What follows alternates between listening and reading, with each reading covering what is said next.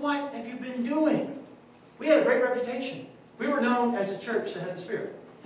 We were known as a church that loved people. We were known as the church that you wanted to go to.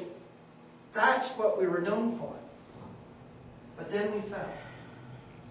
By 2008, we were down, when I first came here, to 6 regular people. We had a few that scattered that came time to time. We still had a $40,000 budget. And for those people, and they know exactly who they are, the faithful remnant that kept that budget up there, oh my goodness, you gave sacrificially. Unbelievable. And I'm sure God has lots of blessings in heaven, because that's amazing the budget stayed where it did. Some people sacrificed a lot for that. We had a part-time minister. That's me. I'm just part-time. I can't work full-time. I got a regular job, so I split myself in 50 different directions and try to get everything all done. Something happened. And we know roughly what it was. And that was 3 splits, 2002, 2004, and 2006. 3 splits, 2 years apart each time we had splits. People forgot what we were about. They thought the pews were filled. And therefore they thought, well, we can just do whatever we want. Leaders rose up and got groups around them. And we started to fight. And boy, did we fight.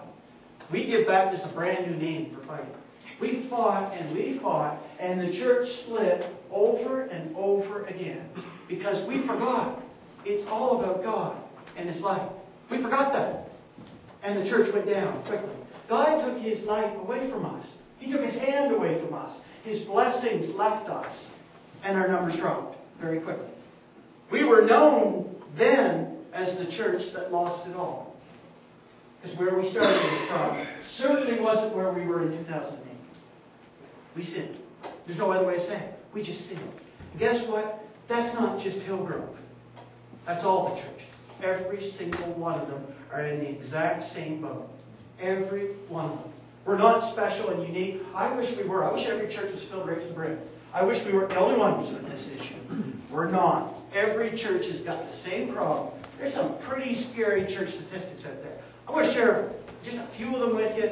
I found tons of them. I'm an accountant. I love numbers. So I'm not going to bore you with 40 million numbers. I could, because I found them all and I thought they were exciting. I got a feeling you won't find them quite as exciting. So I'll pick the funner ones.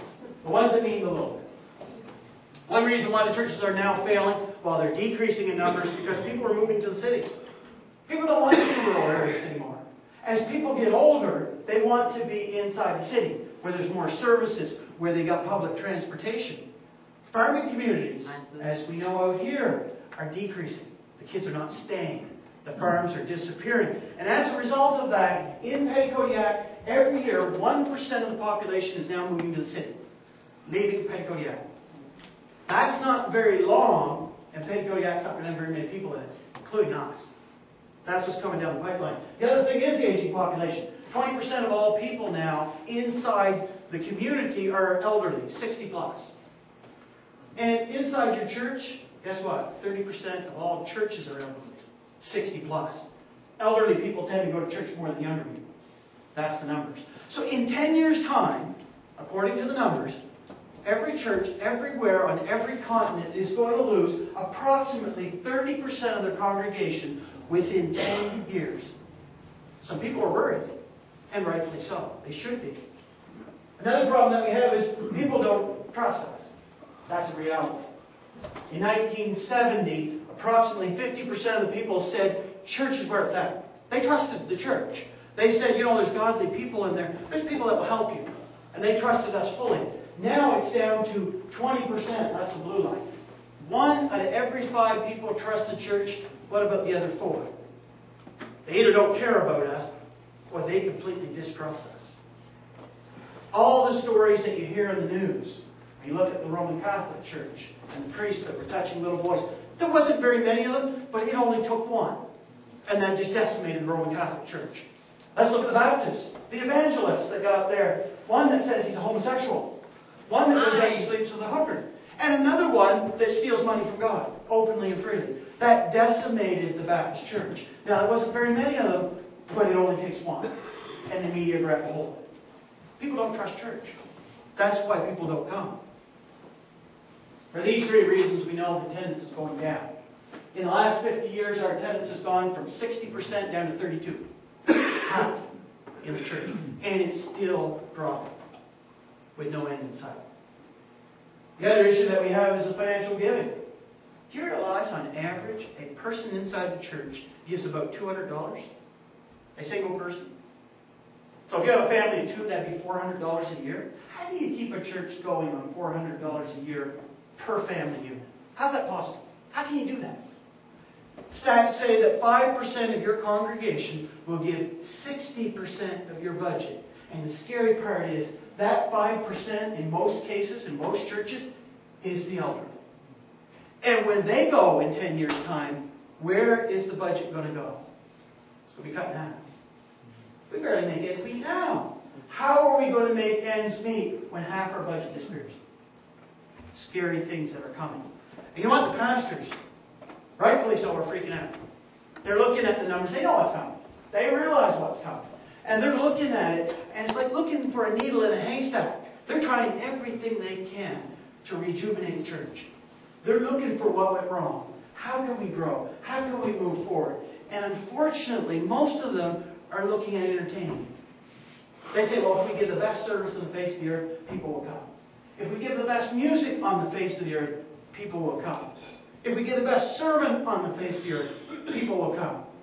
You know what? No, they won't. They won't come for any of those things. They only come for what's in the box. That's the only reason why they come. That's the only reason why they stay, for what's in the box. It's God they come for. When you come inside a church and you don't feel any more love in the church than you do outside the church, do you come back? No. God's the only one who keeps people in the church. I wish the pastors would realize that. Because while you're looking for the needle in the haystack, it's actually not a needle at all. It's the box. It's the cross. It's very clear what we must do to get back our full inheritance. Why don't we look in the box? Why don't we go after it? If we know the answer, why are we not willing to go after it? The first thing is, when we look into that box, we say we want to see the eyes of Christ. And I've heard a lot of people say that. I like to see the eyes of Christ every day. But you know what? Those eyes are not necessarily always loving. Sometimes those eyes are piercing. Sometimes those eyes are demanding. And when God says, I expect, I demand you as a people to be holy, we don't like what we see in the box. Oftentimes we'll close up the box and say, I don't want to ever look there again. That's very offensive, that box. I like the cross. That's cool. I get to go to heaven. But I don't want to look inside the box because it's going to tell me I got to live by God. So I close the box and I never look again. Be careful what you ask for. Because when you ask to see the eyes of Christ and He peers into your soul and He sees the filth in it and He tells you, you got to change. Be careful what you ask for because He will demand it. He will expect it from you. That is offensive. You know what else is in that box that's very offensive? And it's sad, but it is true. Also, God's Word's in the box. There's nothing any more offensive than this piece of literature anywhere. This is very offensive. And that's why we don't read it. We don't pick it up. We don't look at it. We don't want to see the pages on it because I can't look at any page that doesn't tell me I'm a sinner. I can't look at any page that doesn't tell me I got to change my life. And when we look at that holy word, often we say that this word that is sharper than any two-edged sword, this mirror that's going to judge your heart, your mind, your soul, you're going to find that so offensive that you're going to close the box and never open it again. And a lot of people do that. They never open it. You know what? I think we love ourselves more than we do God. That's reality. You know, there are people out in the community. There are people here. Let's use here. Hillsborough Baptist Church. There are people that will go out into the community and they will lie, but they'll come back into the church and say, I want to see the light. There are people that will go out into the community and they will say, you know what? I'm going to covet what my neighbor has. I'm going to work myself right into oblivion till I get all the riches my neighbor has. But then they come in the church and say, I want to see the light. There are people in this church that go out in the community and sleep around with other people outside of marriage and then come into the church and say, I want to see the light. I don't know if you want to see it because God's going to hold you accountable. You don't want to see the light. You really don't. Reality is we don't want to give up what we have. Everybody's got sins you wrestle with. There are sins you don't want to give up. and you think you can come into church, see the light, but not give up the sin. And God says, no, you can't. The reality is, whether you open the box or not, He is demanding. It says this, no one who is born of God will willfully continue to sin, because God's seed remains in him. You cannot go on sinning willfully, because God won't allow it. This is the message, the apostle says, that I heard from God Himself. He's light, there's no darkness in Him. And if you're walking down the path of darkness because you choose to, and you come into church and say, I want to see the light, God says you're not going to see it. You're going to see judgment, but you're not going to see the light. Be careful what you ask for, is what God says. And I think this is why our churches are shrinking. We don't want to open the box. It's great to be saved, but we want cheap grace. We don't want to open that box because it's way too demanding. Paul said, I realize all this. And Paul said, I opened the box, and he said there's another reason why people don't open it in the first place. He said, I opened it up and I peered into it and I looked at it. I gasped, my heart fainted because he demanded me to do too much and I couldn't do it. And Paul said, I'm never going to open it again, initially, until God met him on the road to Damascus, changed his mind really quickly about that thought and that idea. But he said, really, really demanding, and I can't measure up. A lot of people open the box and they close it. They say, I can't live a holy life. That's unreasonable. Paul would agree. Paul said this. He said, for I know the law, but I can't keep it. If the power of sin sabotages my best intentions, I do need help. I don't have what it takes, Paul says. I will it, but I don't do it.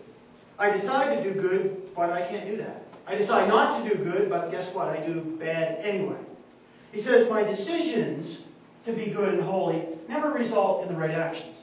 I still sin. Paul said, something is still wrong in my soul. Something's gone wrong. Paul says something has gone wrong in the church, and that's why